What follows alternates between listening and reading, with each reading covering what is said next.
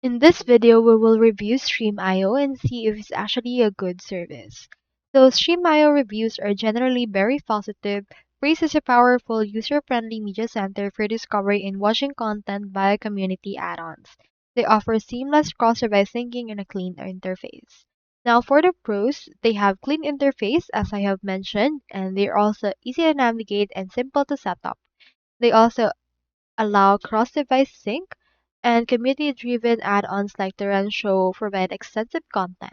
They also give high-quality streaming capable of flawless 4K streaming, and they also have the all-in-one solution which consolidates entertainment, reducing the need for multiple sketchy websites. As for the cons and consideration, it's actually not a one-click solution.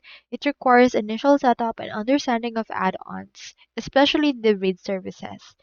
As for the performance, they have the best performance in terms of speed and reliability that often comes with paid device services. They also report minor issues like freezing and streaming free content via torrents without VPN can expose your IP. So do take note of those. So that's all there is today, and I hope this video helped you out.